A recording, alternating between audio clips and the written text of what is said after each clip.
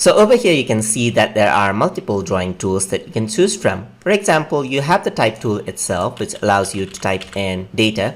There's the lasso select tool, which allows you to select certain portion of the drawing right here. So this only works with the drawing. So now if I were to draw something out in different sections, you can select go with the lasso tool, select only this drawing right here. So only select this part of the drawing. You can see that that has been selected, and I can move this around, resize it, place it anywhere I want. I can do that with each of these separate objects over here. I can use the lasso tool for that. The pen handling tool is to drag the page you want. So you can actually drag the page just like this. So you can click and drag, and you can see that that has been dragged. There's the eraser tool, and there are different types of erasers. There's small eraser right here, only removing small portion of the drawing, as you can see. There's the medium eraser, that's much larger eraser right here, large eraser, and as I drag across, it erases the lines as a regular eraser, as you can see. There's also a stroke eraser. So if I were to click on the stroke, then the entire stroke, the entire line actually disappears right here. So here are the different types of pens, as you can see. So I can go over here, select the blob pen. As you can see, it covers up the text, but you have the highlighter over here, which does not cover up the text, as you can see. So it draws on top of the text.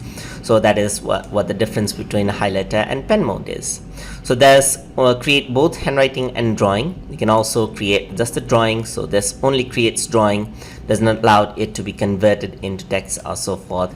And this one is just for handwriting, as you can see. And usually it is okay to leave it to both handwriting and drawings. This one is to just use it as a pointer, but you can still draw with it, no problem. No, not much of a difference, but usually I like to use this one.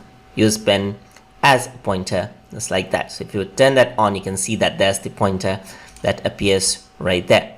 So create both handwriting. You can do both. So you can draw something and you can draw it to text, but it can be converted into text, so it figures out what you're doing. You want to create your own pen. You can go to color and thickness, choose the highlighter. Let's say, for example, select it, and then you can see that you have a highlighter, just like that. You can select the color you want, like the pen, and the stroke size. Press OK. There you go. You have a highlighter.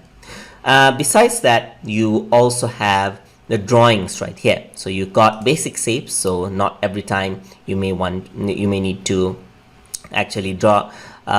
You may want to draw. Then you might want to draw perfect shapes, then you can use this. So if I were to click and drag, you can see that a straight line has been created, and this is much more easier than creating this by drawing. So you can also go for formulas just like that. So common things just like that. Besides this, then you can you also have ink to maths and ink to text, as we saw in the previous lesson, and we're going to see about ink to math in the next lesson. So if you guys learned something, as always, and as always, please like, comment, share, and subscribe.